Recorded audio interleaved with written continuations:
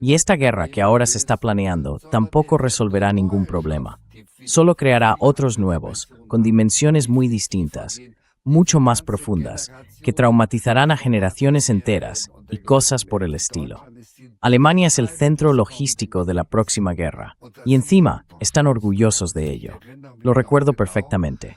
Cuando en 1949 o 50 fuimos a Bremen a visitar a unos amigos, caminé por calles donde estaban las casas quemadas. Lo olí. Tenía ese olor a incendio en la nariz, y solo sabía que la guerra tenía que ser algo terrible. ¿Los alemanes se están dejando llevar dormidos hacia la ruina? No, no se están dejando llevar dormidos hacia la ruina. Entonces, están en coma profundo.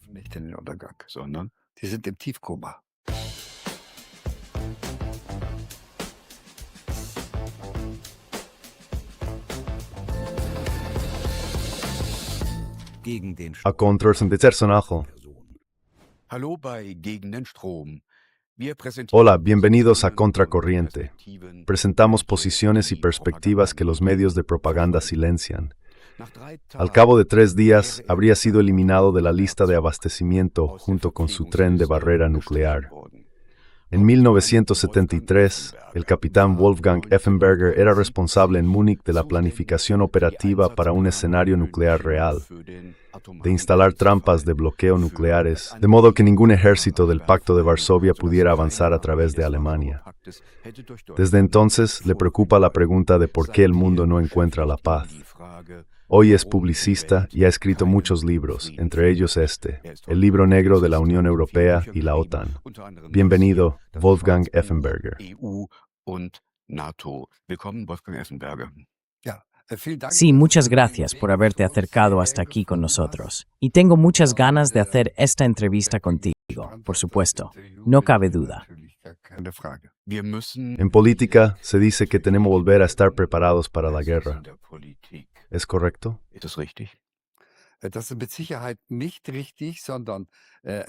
Eso no es correcto en absoluto. Creo que, ante estas 2 devastadoras guerras mundiales, que dejaron tanta miseria y tanto sufrimiento, este país solo tiene una obligación: estar preparado para la paz. Y eso es también lo que establece la ley fundamental. Desde luego, no estar preparado para la guerra. El sufrimiento y la destrucción que entonces recaerían sobre esta población son inimaginables.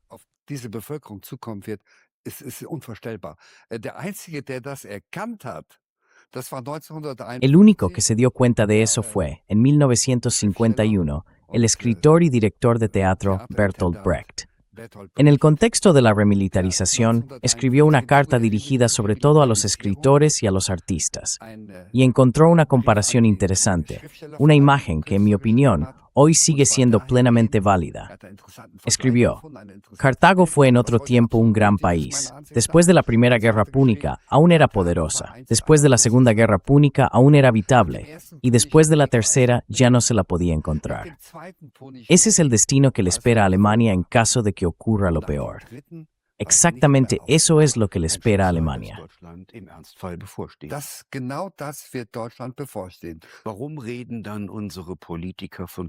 ¿Por qué hablan entonces nuestros políticos de estar preparados para la guerra?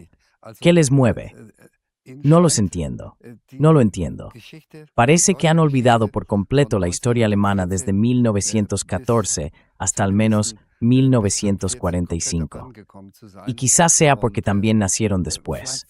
Yo también nací personalmente después de la guerra, pero cuando nos expulsaron, mi madre estaba embarazada de mí de 8 meses. Luego crecí en el norte de Alemania, y lo recuerdo perfectamente. Cuando en 1949 o 50 íbamos a Bremen a visitar a unos amigos, caminaba por calles donde veía las casas quemadas. Lo olía. Tenía ese olor a incendio en la nariz, y solo sabía que la guerra tenía que ser algo terrible.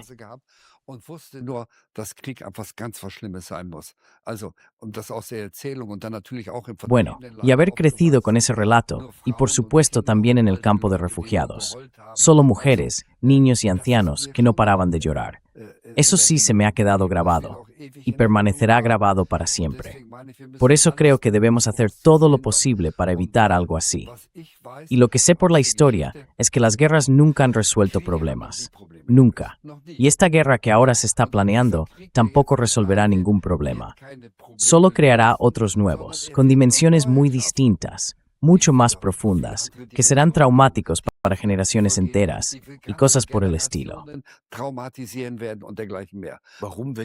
¿Por qué se sigue planeando la guerra? Sí, bueno, no lo entiendo, tengo que decirlo con toda sinceridad. Hay un plan operativo para Alemania que es secreto. ¿Sabes qué contiene? No, un poco. El general de 3 estrellas Bodemann anda por los programas de debate, en el de Land y demás, y se da un aire muy misterioso. Pero por otro lado, también cuenta cuál es la misión del plan. Entre otras cosas, que Alemania, como nación anfitriona, es decir, Alemania es el centro logístico de la próxima guerra. Y encima están orgullosos de ello. El centro logístico de la próxima guerra.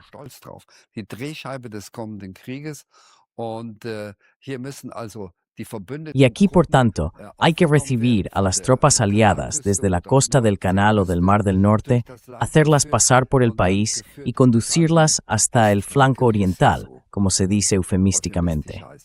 Y durante ese transporte, Alemania tiene que hacerse cargo de todo. Tiene que garantizar el abastecimiento en todos los sentidos, también la atención médica. Y cuando llegan cientos de miles de soldados, hay muchísimo que atender. Hay que darles de comer y demás. Ese general está. Y el general Bodemann amen buen finman. El propio Bundeswehr consim Granger Hugh, desde Tasningen Fieses. Ya no las tenemos aquí.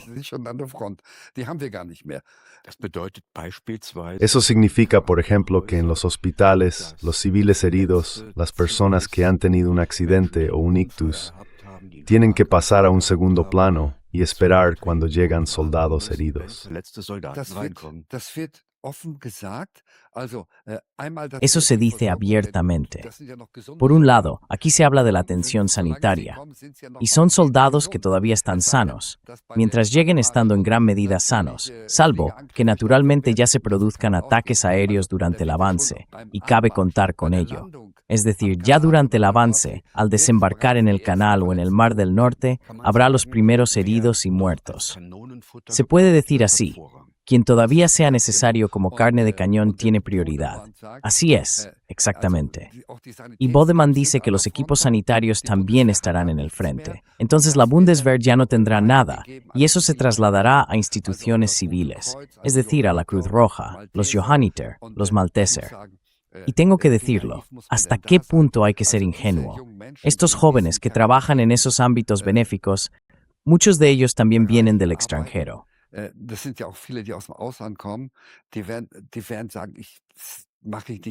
Dirán, yo no participo en eso. Aquí es demasiado peligroso, sencillamente. Y además, yo no soy soldado. Me aseguraré de salir de este país lo antes posible. Y eso solo se puede decir si uno nunca ha estado en un hospital. Yo tuve la suerte hace 2 años de estar 11 días en el hospital, por una cosa de la que no se sabía de dónde venía.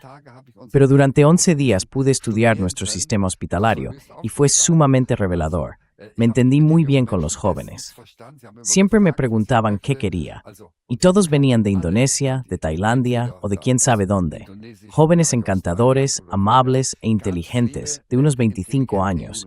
Y les pregunté, ¿qué haréis si ahora llega la guerra? Me miraron con los ojos muy abiertos. Pues nos iremos a casa muy rápido. El plan activo alemán es orientar todas las fuerzas del país a nuestro score. Y todos participan. ¿Cómo te lo explicas? Yo no lo entiendo. Bueno, solo puedo explicármelo. Sí puedo explicármelo. La propaganda, claro, vuelve a ser un campo muy amplio. Podría ocupar toda la mañana. Hoy en día, la propaganda es sumamente sutil. Y eso también entra, de nuevo, en el ámbito de esta forma de hacer la guerra llamada Omniwar.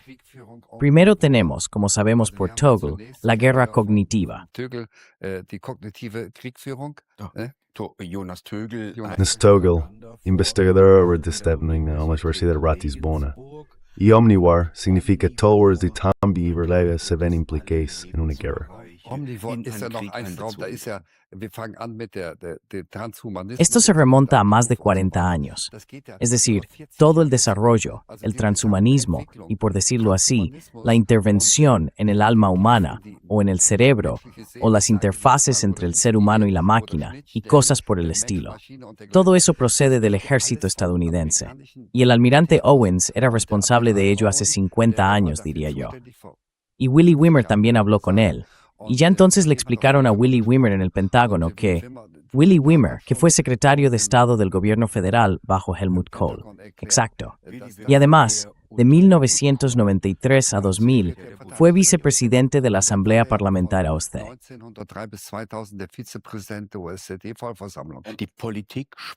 Los políticos dicen que tenemos que estar preparados para una guerra con Rusia de aquí a 2029. Eso significa que nos quedan 3 años. ¿Es realista? ¿De dónde salen esos 3 años?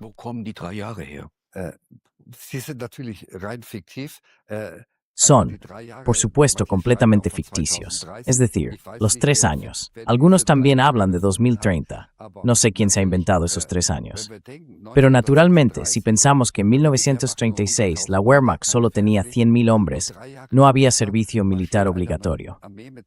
Y 3 años después, un ejército de 2,5 millones de soldados perfectamente entrenados, con una fuerza aérea poderosa como el mundo no había visto hasta entonces, invade Polonia. Así que no fueron solo 3 años. Sería posible, claro, pero en la situación actual, gracias a Dios, no es posible. No se va a lograr esa disposición para la guerra, porque la población ha recibido mucho de sus abuelos, creo yo, sobre la historia de la familia. También hay muchos desplazados que aún conocen esa triste historia familiar. Diese traurige Familiengeschichte noch kennen. Also, glaube ich schon, aber auf der anderen Seite wird mir gemeldet. Eso creo. Pero por otro lado, me dicen que precisamente en los institutos de secundaria, la disposición a ir a la guerra vuelve a caer en terreno fértil.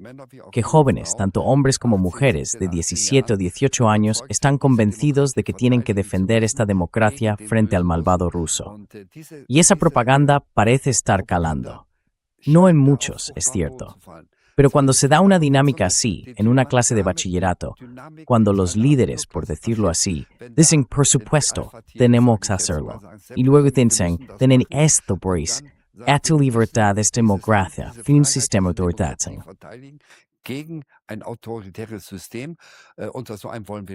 No queremos vivir bajo alguien así.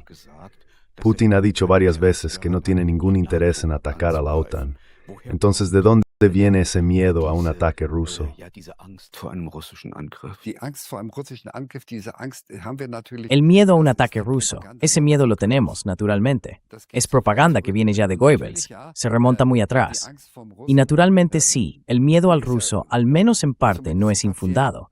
Si pensamos que el 1 de agosto de 1914 estaban en el este de Prusia Oriental el ejército de Rennenkampf, el ejército ruso, y al sur el ejército de Samsonov, ya el 1 de agosto. Y poco antes, Guillermo Wood había pedido al zar que retirara la movilización general. De lo contrario, Alemania tendría que movilizarse y declarar la guerra. Y eso fue lo que ocurrió apenas unas horas después. Y entonces tuvo lugar aquella batalla de Tannenberg.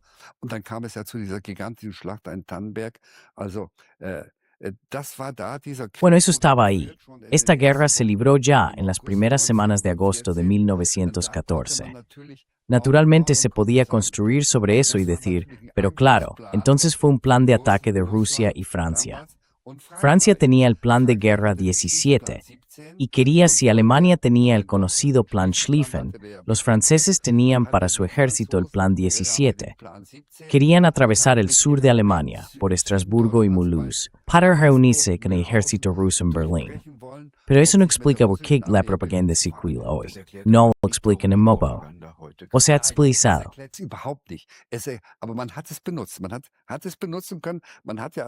Se ha podido utilizar. Bueno, eso pasa siempre con la propaganda. La propaganda más peligrosa es naturalmente aquella en la que hay una chispa de verdad y se dice, eso fue así, se puede demostrar y demás, aunque ya no fuera ni sea en absoluto pertinente. Si pensamos en el Tratado de Rapallo de 1922, entre la entonces Unión Soviética y Alemania, la democracia alemana, entre el canciller Wirth y el ministro de Asuntos Exteriores Rathenau, se trataba de que esos dos países, países parias, no podían estar en Ginebra ni ser acogidos allí como los demás países de la Sociedad de Naciones. Alemania tenía que pagar per gesta den börsen stor endeversij y no faced for los seres senior. Y la Unión Soviética era como país comunista, un paria. Y se unieron, y de inmediato quedaron vinculados por este tratado, ayuda mutua, ayuda económica y otras cuestiones similares.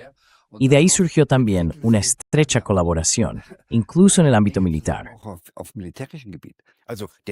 La frase del actual ministro de Asuntos Exteriores alemán, Rusia será siempre nuestro enemigo, es históricamente correcta. En absoluto, no. Ya en 1922 no era así. Solo 8 años después del ataque de 1914, todo eso ya no era cierto. Fueron los rusos, o más bien la Unión Soviética, quienes permitieron al gobierno de Weimar eludir el Tratado de Versalles y entrenar sus tropas blindadas en la Unión Soviética. Es decir, las tropas blindadas y la Fuerza Aérea se formaron en la Unión Soviética, a la que después atacaron.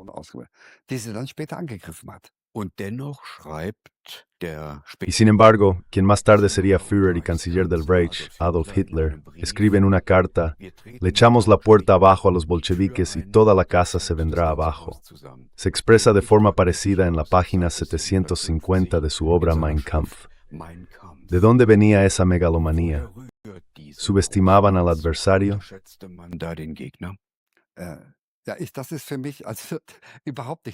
Eso para mí no tiene ninguna explicación. El ataque a la Unión Soviética sencillamente no me resulta explicable, ni siquiera a día de hoy. Y además fue así. El antiguo general y después profesor de geografía, Haushofer, tenía antes contacto con el Ministerio de Asuntos Exteriores a través de su hijo y también tenía derecho a ser recibido por Adolf Hitler. Y siempre advirtió contra atacar a la Unión Soviética. Decía: eso no puede hacerse. Tenemos que vivir en relaciones con la Unión Soviética. Pero cuando se dice,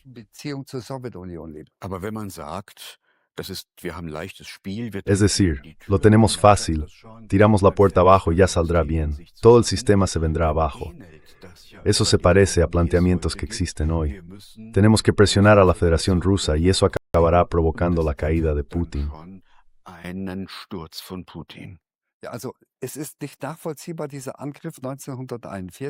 no se entiende aquel ataque de 1941 contra la Unión Soviética. Antes, en agosto de 1939, tuvimos el pacto Hitler-Stalin, con el que se firmó un acuerdo de paz, que luego fue roto por la parte alemana. No se entiende qué llevó al gobierno del Reich alemán a actuar así en 1941. Si la política vuelve hoy a correr un peligro parecido, esta vez será fatal. Desencadenará exactamente lo que profetizó Bertolt Brecht. Exactamente. Y como he dicho, en 1977, cuando volvió a estar de actualidad la cuestión del rearme, viajé en el ferrocarril transiberiano desde Moscú hasta Irkutsk, aunque por mi nivel máximo de seguridad nunca habría debido hacerlo. Pero lo hice de todos modos.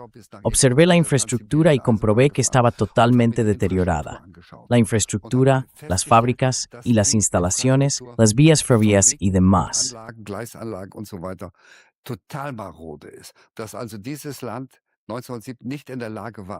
Que aquel país, en 1977, no estaba en condiciones de librar una guerra.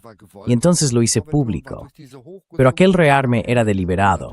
La Unión Soviética quedó completamente acabada por esa escalada armamentística. Y naturalmente, también por lo que ya había hecho la política estadounidense, siempre en la lucha contra la Unión Soviética. Aquel país ya estaba completamente acabado por esa escalada armamentística. ¿Y hoy? Bueno, hoy creo que es diferente. En 2023 volví a estar en la región de Sverdlovsk, en Ekaterimburgo, y veo instalaciones fabriles totalmente intactas, de lo más moderno que existe. No tiene comparación. La Rusia de hoy ha aprendido, y tampoco se deja provocar de ese modo. Han ido ampliando progresivamente el desarrollo de su capacidad defensiva y hoy han alcanzado un nivel en el que una victoria de los estadounidenses está completamente descartada.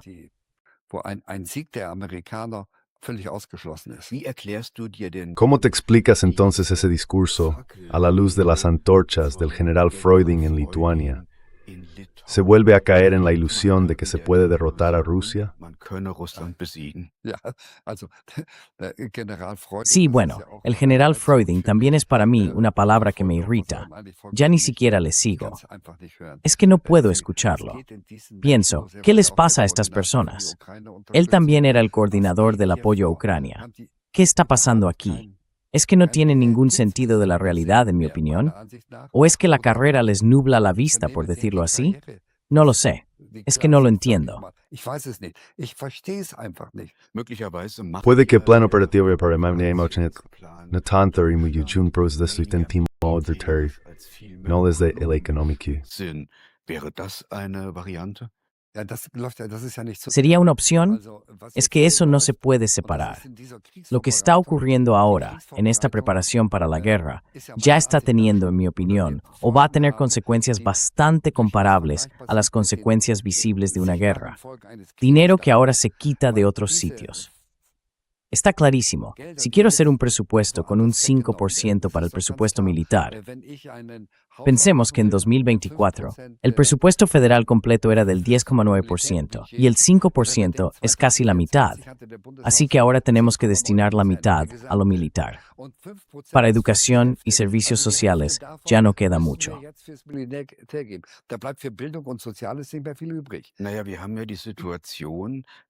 Bueno, la situación es que las sanciones contra Rusia han resultado ser un boomerang. La economía alemana no puede operar de forma competitiva con estos altos precios de la energía que se derivan de las sanciones, porque necesitamos, por ejemplo, gas estadounidense. La economía alemana está en caída libre. La desindustrialización y el traslado de puestos de trabajo están en marcha. Se intenta salir adelante con una especie de keynesianismo armamentístico.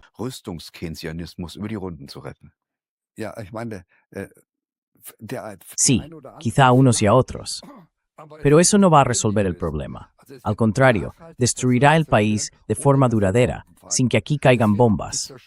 El grado de destrucción quedará profundamente arraigado, con todas las consecuencias para las personas, que acabarán perdiendo por completo la confianza en este Estado y, naturalmente, también en la democracia.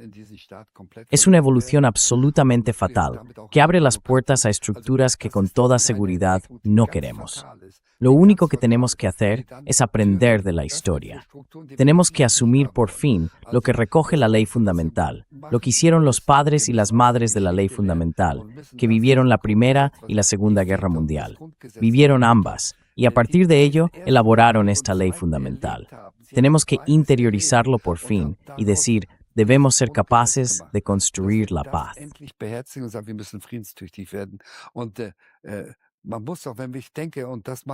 Y hay que reconocerlo.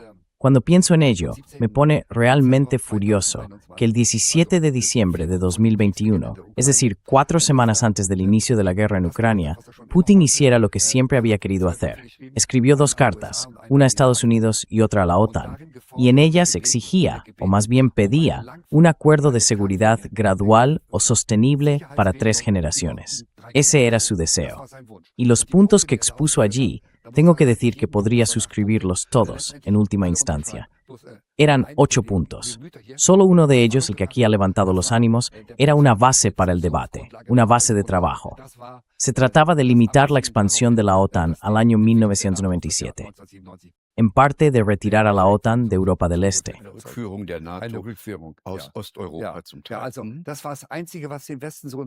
Eso fue lo único que puso así de nervioso a Occidente.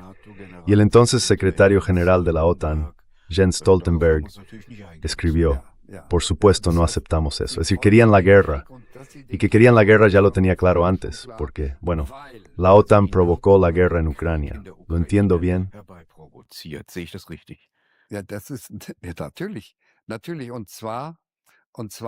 Sí, claro. Como decía, tenemos estos documentos de TRADOC, el Mando de Adiestramiento y Doctrina. Estados Unidos lo creó en 1973. ¿Qué dice ahí? Pues hay que saber que es sencillamente un área de mando. Se creó un área de mando dirigida por un general de 4 estrellas. Y este establece para el Ejército de Tierra, la Fuerza Aérea, la Marina, el mando cibernético, todos los mandos, para qué tienen que prepararse. Es, por tanto, un área de mando muy importante. Elabora muchos documentos.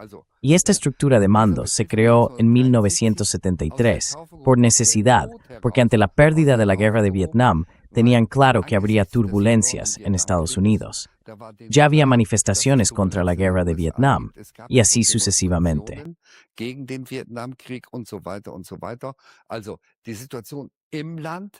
Así que, dada la situación en el país y en el mundo, necesitaban algo para preparar un declive.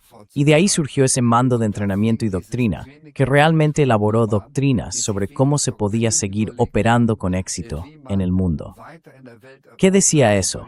Era un área de mando que se creó con la tarea de volver a poner al ejército a punto. En 1973 estaba en un estado desolador por la guerra de Vietnam. Se trataba de que volviera a ser un ejército plenamente operativo y de que la población también respaldara que Estados Unidos tuviera unas fuerzas armadas contundentes, capaces de actuar en el mundo. Y naturalmente, elaboraron varios documentos, reestructuraron y retocaron el ejército, y así sucesivamente. En cierto modo, ese mando asumió la dirección intelectual para construir un ejército eficaz que además contara con respaldo dentro del país. ¿Cómo debería lograrse eso? Eso debía lograrse, sí. Naturalmente, también mediante las correspondientes medidas políticas, mostrando la necesidad de las guerras, que Estados Unidos hiciera acto de presencia en el mundo y cosas por el estilo.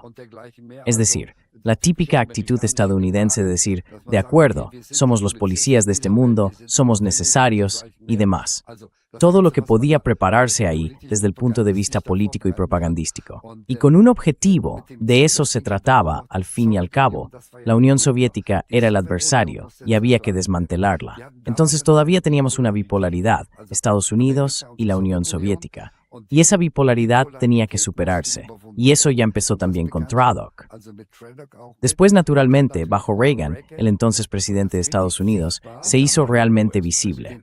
Sí, el presidente. Él elaboró todas las doctrinas de seguridad, son 3 o 4, que realmente iban al núcleo de la Unión Soviética. Ese concepto es relativo referir que la lapse Unión Soviética.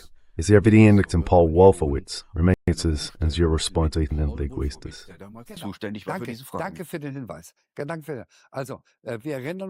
Gracias por la observación. Recordemos, ahí tuvieron éxito. La Unión Soviética se estaba desmoronando. Económicamente, sencillamente no podía más. Estaba acabada. Y entonces, el 11 de septiembre de 1990, George Herbert Bush, el presidente de entonces, pronunció su discurso a la nación, y en ese discurso hizo un llamamiento hacia un nuevo orden mundial, es decir, hacia un orden mundial unipolar. Ese fue el toque de fanfarria del 11 de septiembre de 1990.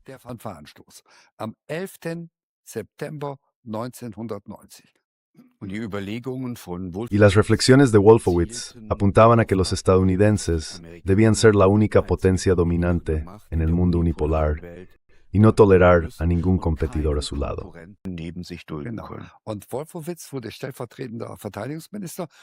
Y Wolfowitz fue nombrado vicesecretario de Defensa. El 11 de septiembre, hacia un nuevo orden mundial. Y en enero, la Unión Soviética terminó el 31 de diciembre, ya empezó la guerra contra Irak. Y fue una guerra en la que Kohl se mantuvo al margen, pero creo que por habitante cada alemán tuvo que pagar 1.000 marcos.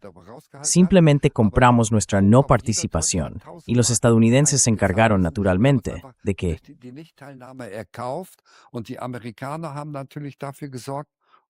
Y eso aún hoy se ve claramente. Nos hemos comprado la no participación. sí, pagó. Dijo que la Bundeswehr no podía hacerlo, que nosotros no podíamos formar parte de esa coalición de los dispuestos. Y sobre todo, dijo que la ley fundamental tampoco lo permitía y que la población no estaba preparada para ello, y pudo justificarlo perfectamente. Así que Kohl, con razón, se mantuvo al margen de la Primera Guerra de Irak. Sí, y después ocurre también lo siguiente. Tras esa Primera Guerra de Irak, en la que solo se pagó, y mucho, si recuerdo bien la cifra, fueron 1.000 marcos por persona. Y naturalmente, con una población de 78 millones de habitantes, entonces, eso ya sumaba una cantidad considerable, digámoslo así. Y después hubo que hacer lo siguiente. La Bundeswehr tampoco estaba permitido en absoluto. En mi formación como oficial, las misiones en el extranjero habrían sido sencillamente impensables. Impensables. Eso ha cambiado, sí, como muy tarde con la guerra contra Serbia, que también fue contraria al derecho internacional. Luego llegó Somalia. En 1993, justo después de aquella guerra, se produjo el cambio de rumbo. La Bundeswehr alemana iba ahora a Somalia, a aquella guerra. Porque en Somalia también había una guerra, pero no iba a participar en combates, sino que iba a construir pozos y abastecer a la Brigada India, en materia de alimentos, de servicios sanitarios y demás. Naturalmente, eran medidas con las que cualquier ciudadano de este país podía estar de acuerdo. Y entonces llevaron allí, a Somalia, a ese contingente de la Bundeswehr. Estaba custodiado por los italianos, conviene recordarlo. Ni siquiera tenían permitido protegerse a sí mismos. Intentaron construir pozos, pero aquello, naturalmente, también fue un fracaso. Pero no se trataba de eso en absoluto. Solo se trataba de mostrar que la Bundeswehr estaba ahora también en Somalia. Y esto deja claro para cualquiera, de forma muy sencilla, que había algo de montaje. Porque la Brigada India, a la que se suponía que debían abastecerse si siquiera llegó. Pero desde la perspectiva estadounidense también se trataba de ir arrastrando progresivamente a Alemania a guerras por delegación. Exacto, esa fue la única medida. Para mí eso estuvo claro desde el principio. Y fue entonces cuando la Bundeswehr fue metiéndose poco a poco en todas esas misiones por todo el mundo, hasta Afganistán, a todas partes. Y eso sinceramente para mí no tiene explicación. El siguiente paso fue de hecho el bombardeo de Serbia. Supuestamente los Tornado alemanes realizaron sobrevuelos con fines de reconocimiento, es decir, para localizar objetivos. Pero también fueron atacados. Bueno, las pérdidas causadas por el bombardeo de la OTAN durante esos 78 días y noches fueron relativamente bajas, y la Bundeswehr, o la Fuerza Aérea Alemana, participó en ello. Y es irrelevante que un avión realice misiones de reconocimiento o lance bombas. Ambas cosas son participación en la guerra. No se puede decir que uno pulsa el botón para lanzar una bomba y el otro solo pulsa el botón para activar una cámara, localizar objetivos y poder bombardear mejor. De eso se trata después, de que los objetivos puedan ser bombardeados aún mejor. Así que eso forma parte de la conducción de la guerra. Ahí no se puede distinguir. El entonces canciller federal Gerhard Schröder dijo más tarde: sin duda fue una guerra contraria al derecho internacional, pero lo mantengo.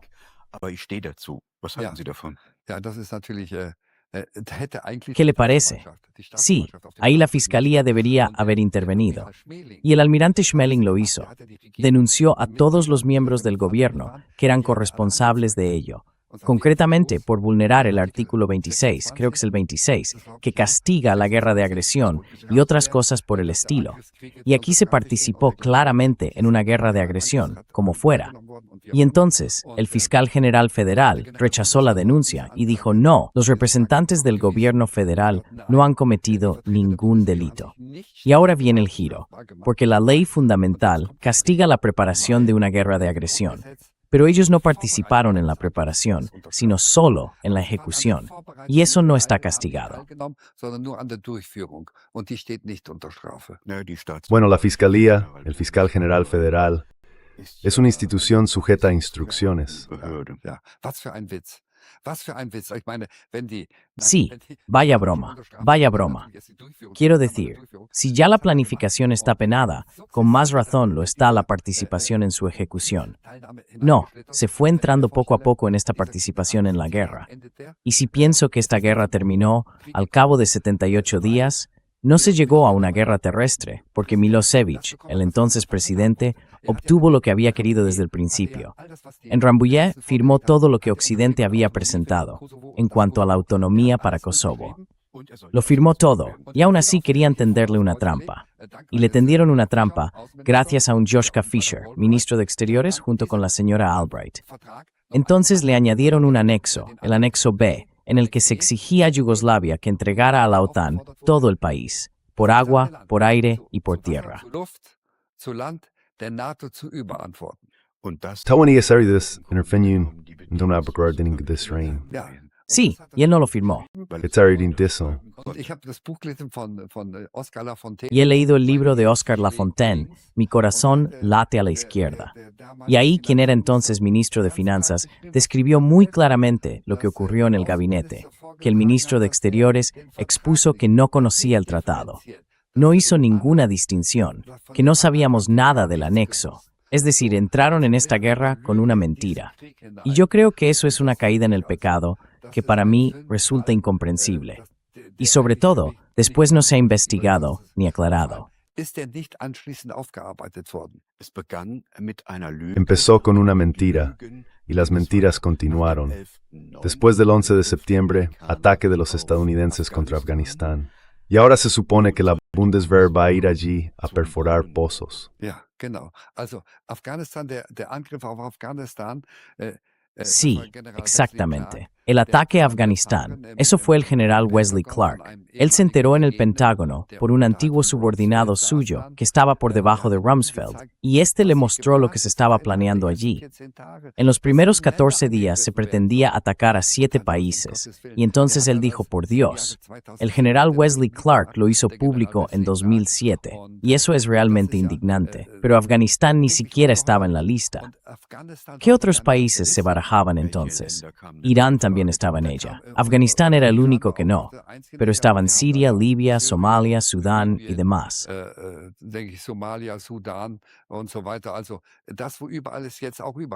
Es decir, allí donde ahora hay conflictos por todas partes. En su mayoría, además, países en los que hay recursos naturales, por un lado eso, y países que están todos en el entorno, en la zona de influencia del mando central regional de Estados Unidos. Es decir, Estados Unidos ha cubierto por completo el mundo con 6 mandos regionales. Y el mando central estadounidense está ahí, desde Egipto hasta Kazajistán. Es decir, más o menos los países situados por debajo del corazón continental, del Heartland definido por Mackinder en 1904, cuando dice, quien conquiste ese corazón continental tendrá también Eurasia, y quien tenga Eurasia tendrá el mundo.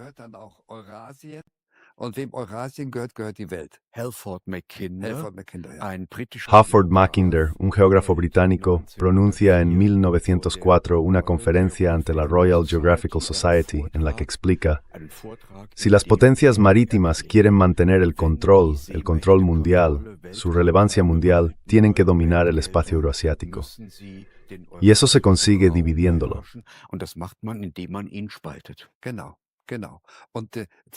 Exacto, exacto. Y desde que tenemos eso, y como decía, también asumieron el control de la isla de Diego García. A la población del Océano Índico la evacuaron sin más, sin preguntarle. Recurrieron al Tribunal Internacional de Justicia. También les dieron la razón, con la condición de que en cuanto esa isla deje de ser relevante para la política de Estados Unidos, podrán volver. Volvamos a este concepto de los 7 países. Estados Unidos lo sigue aplicando hoy. ¿Existe una estrategia a largo plazo? Sí, lo aplican por completo. Y estos países están relacionados con el documento que aprobaron en 2014. Es decir, bajo Wolfowitz estaba este concepto de formación, el 525-5, así se llamaba, y se trataba de los ejércitos de espectro completo a comienzos del siglo XXI. De espectro completo. ¿Qué significa eso? Significa que son fuerzas armadas que pueden desplegarse en cualquier parte del mundo, en cualquier parte. The spectrum complete, en cualquier person. Überall. Volldimensionale. Überall. Zu Land, zu Luft. Es decir, este concepto describe que Estados Unidos puede librar varias guerras simultáneamente, manteniéndose a distancia. Eso era lo que habían previsto en un principio, sí. Y ese era, en fin, el concepto de... Das war also dieses Konzept von 1994 von Wolfowitz. En 1994, por Wolfowitz. Se trataba, por tanto, del objetivo, esa es también la doctrina Wolfowitz, de un orden mundial unipolar de Estados Unidos. Y para eso se necesitaba, a comienzos del siglo XXI, ese único ejército de plena capacidad, capaz de golpear en cualquier lugar, incluso en distintos lugares a la vez. Y ese ejército ya existe. Estamos a comienzos del siglo XXI, y ya habían llegado hasta ahí. Hay que reconocerlo sin envidia. Pese a algunos reveses, en cuyo han tenido hecho éxito. Manche Rückschläge doch insgesamt sehr erfolgreich. Sie setzen ihr Konzept Están aplicando su plan, y con eso sería posible llegar a Irán. Men är sacando el último de lista registro. Ja, einmal das, aber der Sí, Iran ist ja noch eso por un lado. eine neue Liste. Pero Irán también ha entrado en una nueva lista, es decir, figura en varias listas. Y luego llegó, como he dicho, la revolución de colores para llevarlo a cabo. Das umzusetzen. Und in diesem Papier Es decir, revoluciones de colores que se aplicaron sobre todo en Europa del Este. Eso también, sí. ja, und dieses Papier von 1994. Y este documento de 1994 tiene dos apartados fundamentales. Uno son las operaciones, usando su propio término, es decir, operaciones distintas de la guerra. Y ahí se muestra que las Fuerzas Armadas, mediante medidas de construcción de la paz hacia el exterior, tienen directamente una palanca para llegar realmente a una guerra, ya sea una guerra regional o limitada o una guerra mundial. Oder limitierten Krieg oder den Weltkrieg. ¿Cómo funciona eso? Es lo que oigo a Manu cuando hablo Gergensen. Ja, dass da, um friedensbildende Maßnahmen irgendwie zu machen, dass da Kräfte in das Land kommen, mehr oder weniger, die dann subversiv tätig sind und die Kontakte zu dem Widerstand aufnehmen und so weiter. Da fließen dann schon mal die Gelder und wie auch immer. Der kann, also dass dieses Land in diesen Que este Krieg- país pueda ser arrastrado a esta guerra por medio de estas fuerzas. Luego hablamos de medidas de reducción de armas, de que se recojan armas en el país. Y mientras se recogen las armas, naturalmente eso también ya se está haciendo. die auch schon gemacht. Dann das, Así que primero desarmar, después fortalecer a la oposición interna, desestabilizar con ello a un gobierno, aumentar la presión desde fuera y finalmente provocar un cambio de régimen proestadounidense. entwaffnen dann natürlich die Kräfte, vor denen man sich fürchtet. Desarmar naturalmente a las fuerzas a las que se teme en ese país. Die Waffen Hay que desarmarlas, por supuesto. ungefähr. Y las armas pasan a manos de los otros, más o menos. Es todo un conjunto de medidas. También incluye la ayuda en caso de catástrofe. Se trata de cualquier lugar en el que pueda introducir sus fuerzas subversivas en el país. Ese es el objetivo. Son las operaciones, es decir, las PSYOP. Y el ejército estadounidense se enorgullece de señalar que lo ha conseguido con bastante frecuencia. Y se trata del control de los recursos y del control geoestratégico. Es geht um die Weltherrschaft, es geht um die Se trata de la dominación mundial, se trata del orden mundial unipolar. ¿Qué se puede aprender sobre la guerra moderna de la guerra contra Irán, librada por Washington y Tel Aviv en violación del derecho internacional? der Weg, die Völker, die Länder. La forma de desintegrar los países, incluido Irán, es lo que ha intentado, y ahora también lo intentará. Es decir, hay un hilo conductor. Esta doctrina, que oficialmente ya terminó en 2014, la de 1994, estuvo vigente 24 años, durante más de 2 décadas. Eso está en cierta medida concluido. Pero hay otro punto central, y este es el importante. Tienen la transición del mundo. 2 décadas de transición del mundo, de 1994 a 2014, con disturbios y guerra. Así es la transición.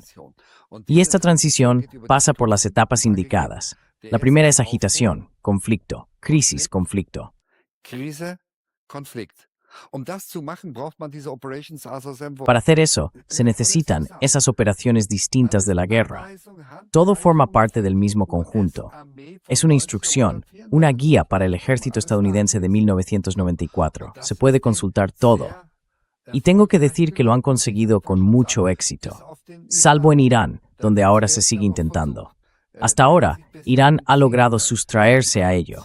Es decir, es un concepto, influir para desestabilizar y establecer, por así decirlo, una hegemonía. Se trata del orden mundial unipolar.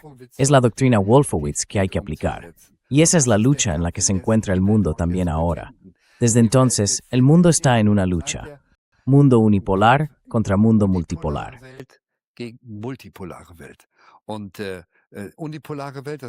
Y un mundo unipolar, eso es, por supuesto, el Occidente dorado, los 1.000 millones dorados.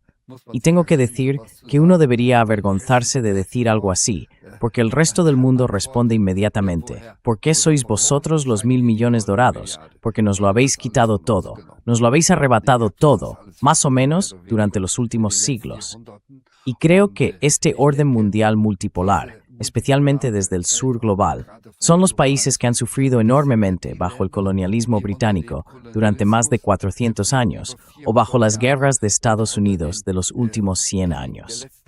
Por eso no vamos a permitir un orden mundial unipolar.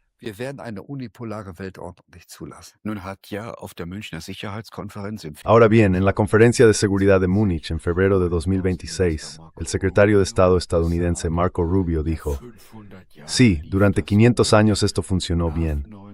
Después de 1945, algunas cosas se descontrolaron con el mundo unipolar. Donald Trump le da la vuelta de nuevo y tenemos que llegar a una especie de concepto neoimperial, neocolonial. Nos gusta hacerlo con los europeos, pero si es necesario, también lo hacemos solos.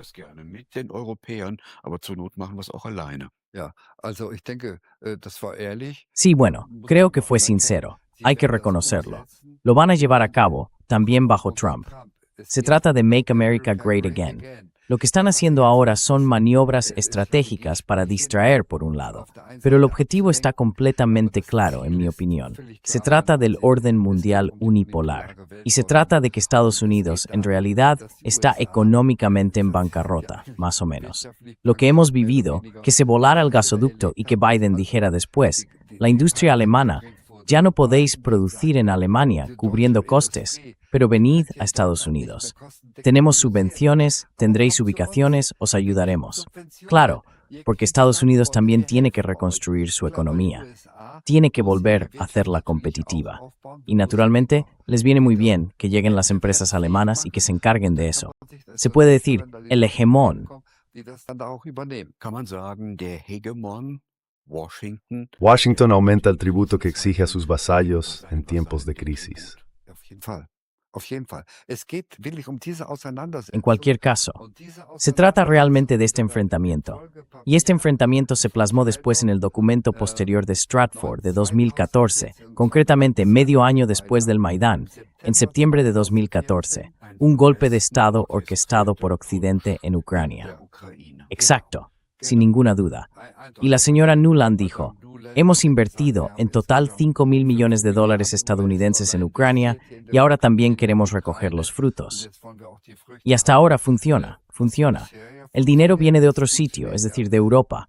Aquí se aspira de Europa, por así decirlo, con una aspiradora, en gran medida, naturalmente, también de Alemania. A través de Kiev vuelve a fluir hacia los bolsillos. Seguro. Con el efecto secundario de que ya 2 millones de personas. Sí, es que la gente que hace algo así es tremendamente despreciativa con las personas. Es que no les importa en absoluto. Volviendo un momento a la guerra contra Irán. Según tu teoría, al parecer se trata de una guerra por delegación. ¿Qué podemos aprender de esta guerra?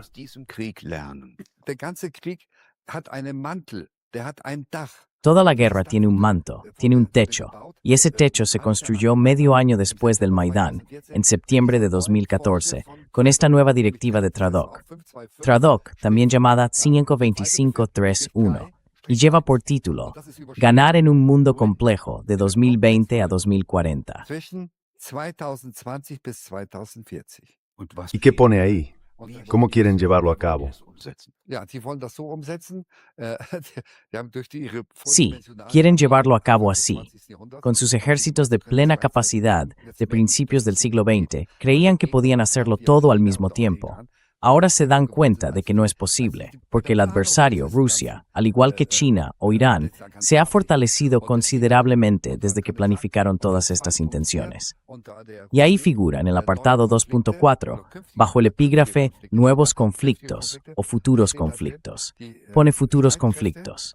Dice lo siguiente: las Fuerzas Armadas, es decir, el Ejército de Tierra, la Fuerza Aérea, la Marina, el Mando Conjunto, el Mando Cibernético, deben prepararse durante estas 2 décadas, de 2020 a 2040, quedan 16 años, para reducir la amenaza procedente de Rusia, China, Corea del Norte e Irán. Eso es. Das ist es. Der Enthauptungsschlag ging ja El golpe de decapitación salió mal, pese al asesinato del líder iraní Ali Khamenei. iranischen Führer. ¿Funciona este planteamiento? Ja, Geht dieses Konzept auf? das geht natürlich nicht auf. Eso, naturalmente, no funciona. Quiero decir, si matan a los antiguos militares, a los viejos generales canosos que tienen algo más de 60 años, bueno, quizá eso tenga un efecto a corto plazo. Aunque ni siquiera lo creo. Detrás de ellos están los generales jóvenes, que quizá aún no han cumplido los 50. Tienen una determinación completamente distinta. Y estarán tan enfurecidos que reaccionarán de una manera muy diferente. Así que creo que con eso se consigue exactamente lo contrario. Quizá era lo que se quería. Quizá se pretendía provocarlos hasta el límite para que simplemente respondieran con un contraataque, sin vacilar y sin reflexionar, pero no lo hacen. Por lo que puedo juzgar, actúan de forma muy selectiva, en parte también de manera asimétrica y demás. No se dejan provocar.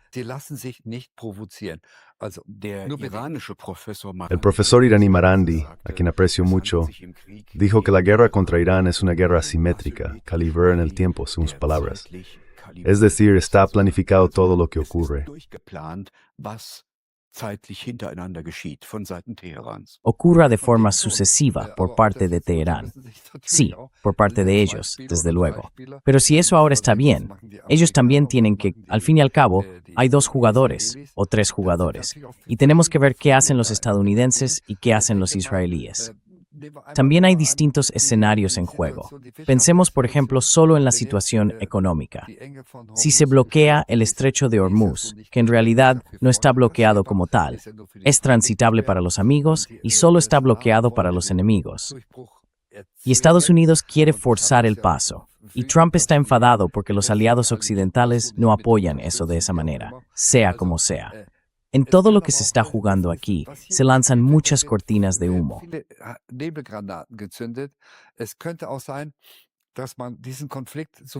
También podría ocurrir que este conflicto, igual que el conflicto en Ucrania, siga cociéndose a fuego lento durante mucho tiempo. Tenemos la ventana temporal hasta 2040. Y por supuesto, también debemos ver que tenemos estos documentos estratégicos, pero dentro de los estados mayores se está debatiendo qué camino seguir. ¿Lo hacemos así? La situación ha cambiado, y ahí ha pasado lo primero. Hace ya 1 año y 4 meses que se dijo, ya no podemos hacerlo igual. Esa comprensión ya existe. Tenemos que secuenciarlo. Y secuenciarlo significa que Europa debe mantener ahora a Rusia en la guerra. Rusia tiene que seguir desgastándose. Y para eso se puede atender otro escenario de guerra. Así que los europeos deben mantener ocupada a Rusia, europeizando la guerra de Ucrania. Y entonces los estadounidenses tendrán las manos libres para otros conflictos. Por eso considero que todo lo que está pasando aquí es también un teatro. Europa se está preparando. Y en el fondo, estamos en lo que también pretenden Inglaterra y Francia. Ahora están juntos contra Alemania con Rusia y ahora con Alemania contra Rusia. Es decir, eso también es un marco de todo este conflicto. La visión de los británicos, Starmer, por ejemplo. Al final, hay tantos intereses en juego que ni siquiera se tienen en cuenta. Pero el único que de verdad no entiende nada, que no entendió nada en 2014 y que ahora tampoco entiende nada, es el alemán de a pie.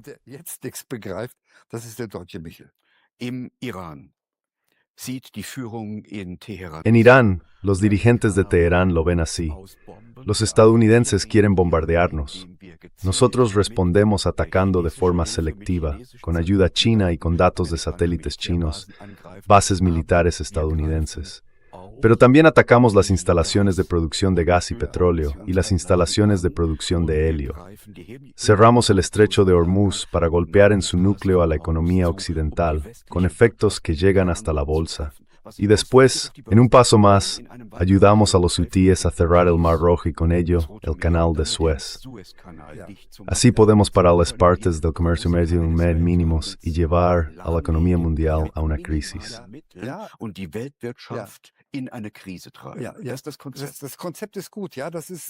El concepto es bueno, realmente es bueno, pero tiene un pequeño inconveniente. Es muy bueno, pero hay otro actor en juego. Tengo que mirar qué hace ese otro actor. Y creo que lo que ocurrió, perturbar de tal manera la economía mundial que todo quede paralizado, que China se vea afectada, que Europa aquí se vea afectada de todos modos y que Estados Unidos se vea afectado solo en parte. Solo en parte. Aún tienen recursos. No se verán afectados necesariamente por completo, sino solo parcialmente. Estados Unidos tiene gas propio, Europa no. Y ese puede ser el truco, que los estadounidenses, o determinadas fuerzas, tenemos que tener siempre presente que en estas decisiones sobre qué camino seguir intervienen fuerzas diferentes y que eso también puede cambiar.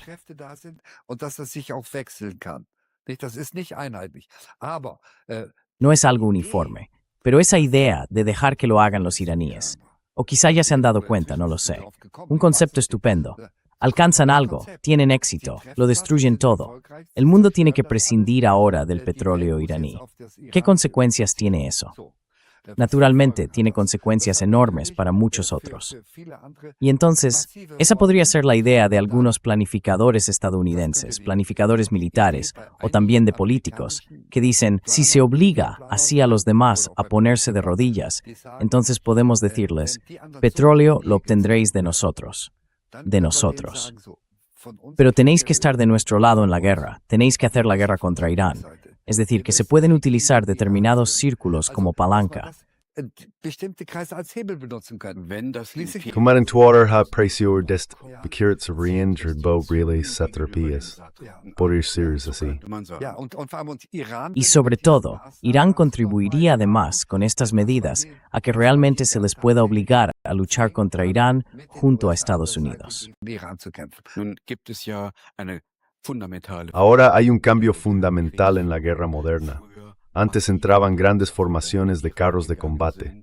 Hoy son los drones, porque el campo de batalla está completamente vigilado y alteran cualquier concentración de fuerzas.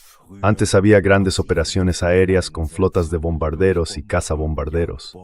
Hoy se encargan de eso los misiles hipersónicos, que también pueden alcanzar a cualquier casa. Antes estaban los portaaviones, que operaban en todo el mundo. Hoy hemos visto pueden quedar fuera de combate y de semana con drones baratos. Wochenlang außer Gefecht gesetzt werden. Was hat sich da verändert? ¿Qué ha cambiado ahí?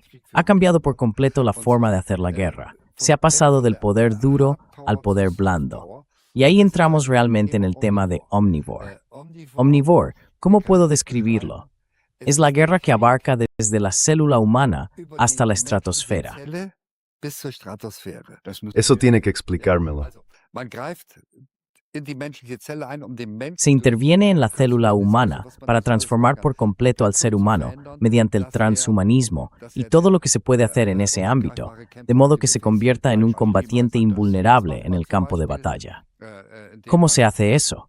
Por ejemplo, interviniendo en las interfaces cerebro-máquina.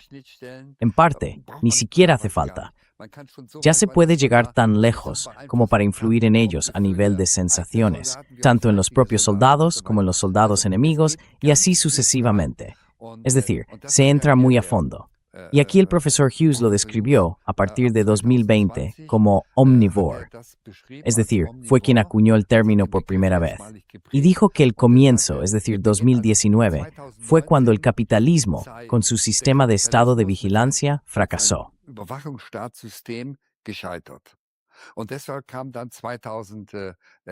Y por eso en 2020 llegó la pandemia como una fase previa a esta tercera guerra mundial.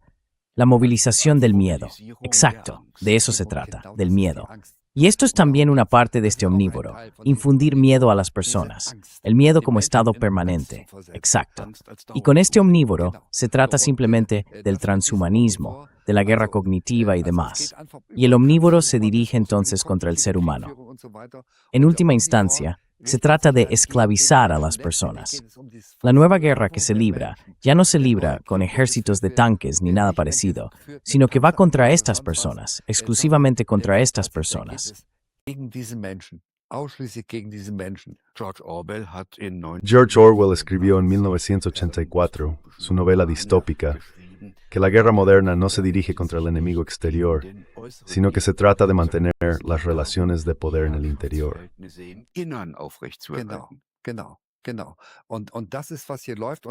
Exacto, exacto. Y eso es lo que está pasando aquí. Y ahora se pone realmente interesante. Y ahí estoy yo también. Sigo sorprendido. En octubre del año pasado, este mando de entrenamiento y doctrina fue transferido a un nuevo mando. Y los paralelismos con el 73 son evidentes. Ahora Estados Unidos está a punto de perder la guerra en Ucrania, su guerra indirecta, de forma parecida a lo que ocurrió entonces en Vietnam. Y en Estados Unidos ya no tenemos manifestaciones como en 1973, sino que Estados Unidos podría estar encaminándose hacia una guerra civil.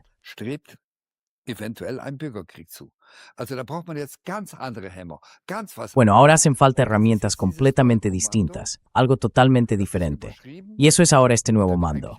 Ese es su título. Y ahí, sinceramente, queda todo claro. En realidad es evidente.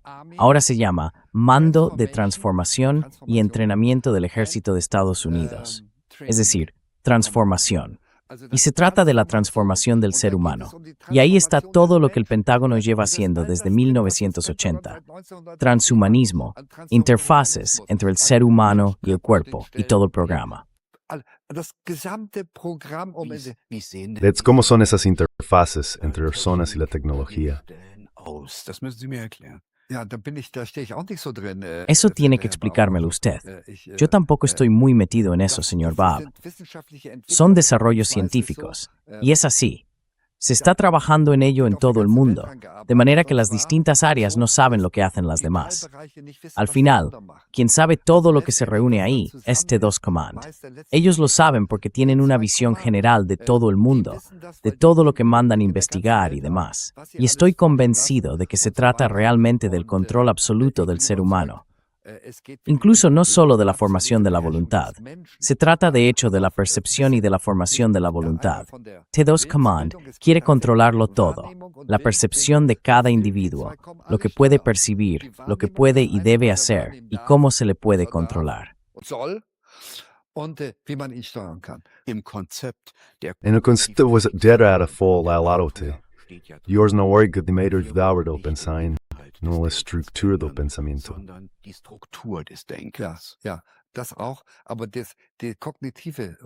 Sí, eso también, pero la guerra cognitiva es un subapartado. Ya está superada. Con Omnivore hace tiempo que está superada. Ya se ha dado un paso más allá. Así que naturalmente, todavía se adoptarán partes, está clarísimo, sobre todo mientras lo otro no esté completamente operativo. Pero solo ese mando, T2 Command, Transformation and Training Command, es tan evidente lo que se está planeando aquí. Y al mirar esto con atención, tengo que decir que en realidad siempre intento enterarme de lo que hay. Se escribe poco sobre ello. Porque la gente no lo entiende. ¿Qué ámbitos abarca Omnivore?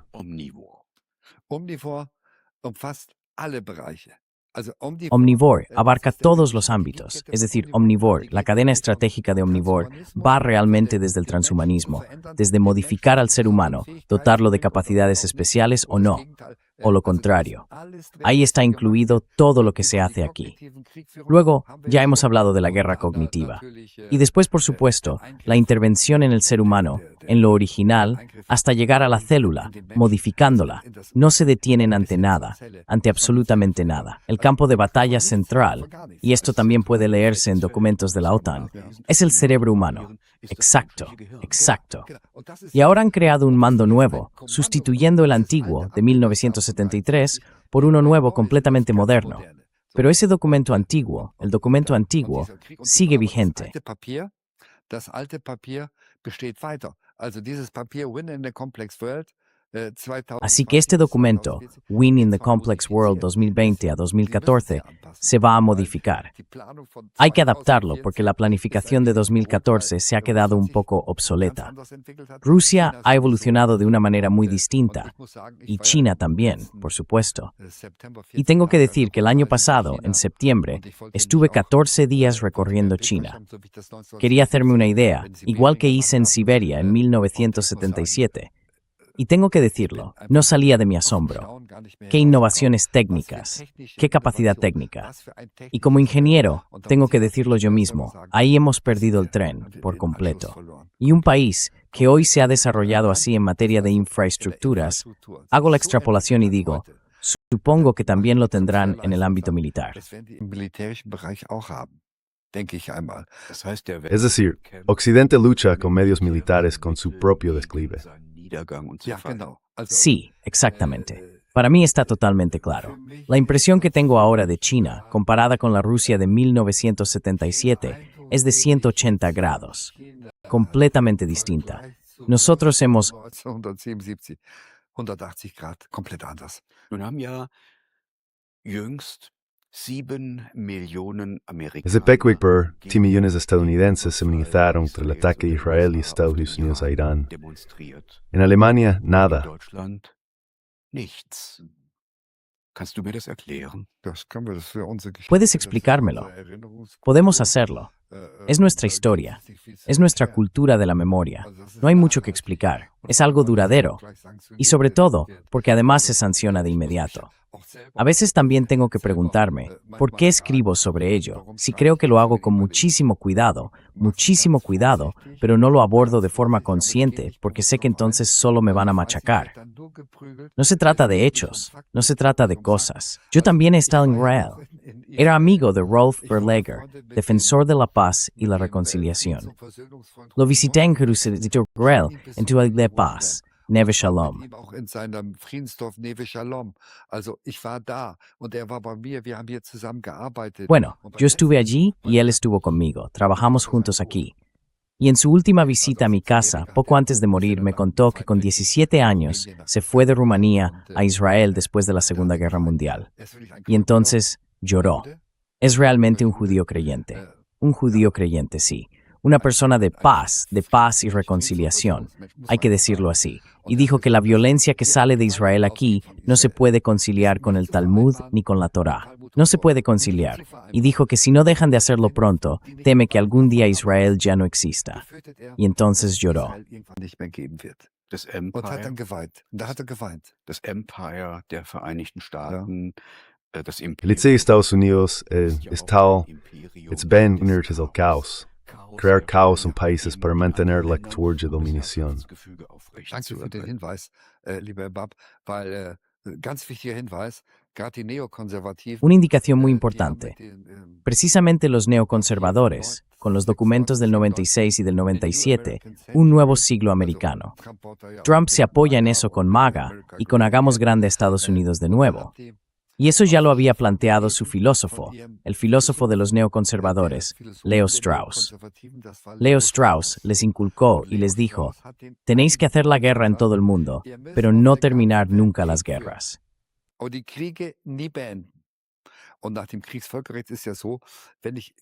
Y según el derecho de guerra internacional es así. Si hago la guerra contra otro país, como beligerante que además ha ganado, estoy obligado de inmediato a restablecer allí el orden correspondiente, a asegurarme de que la gente no tenga que sufrir más y demás. Eso está establecido. Pero ellos no lo hacen. Lo bombardean hasta devolverlo atrás y también miran cómo los combates entre facciones rivales siguen avanzando allí, más o menos. Quizá incluso los dirigen. En la y tienen krefethaus, krerkaus, estor mul en mors queries curly blue para vosotros. Angesichts eines Ante un mundo caótico, un mundo de un nuevo siglo de guerras, ¿qué aconsejaría usted, historiador moral y militar, le hicimos en Alemania? Solo puede aconsejar una cosa, Mus. La verdad es que yo no crecí siendo pacifista. En 1962, durante la crisis de los misiles de Cuba, tenía 16 años. Siempre he sido una persona con conciencia política, también de joven, ya entonces en el colegio, y seguí aquello muy de cerca. Naturalmente también temía que se llegara a una guerra nuclear, porque en 1962 el miedo a esa guerra nuclear se percibía en todas partes. Eso me marcó, y la flota estadounidense de bombarderos nucleares ya estaba en el aire, rumbo a la Unión Soviética.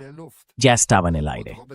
Robert Kennedy describió después todo lo que tuvo que hacer para hacerla regresar, porque su hermano, John F. Kennedy, estaba hablando con Khrushchev. Hablaba con él por teléfono e intentaba hacer volver a la flota de bombarderos. Así que, en mi opinión, de verdad pendía de un hilo. ¿Qué significan estas experiencias hoy para las personas que viven hoy en Alemania? En realidad, deberían estar presentes en todas partes. Pero lo que está ocurriendo aquí ahora es exactamente lo contrario. ¿Los alemanes se duermen camino de la ruina? No, no se duermen camino de la ruina, sino que están en coma profundo. No se les puede despertar. Dormidos, podría poner un despertador, ¿no? Los alemanes están en coma profundo, en un mundo que se encamina hacia una guerra total. Y eso es peligroso, dice el historiador militar Wolfgang Effenberger. Y les mostraremos posiciones y perspectivas que los medios de propaganda silencian. Quédense con nosotros. Medien verschweigen. Bleiben Sie dran.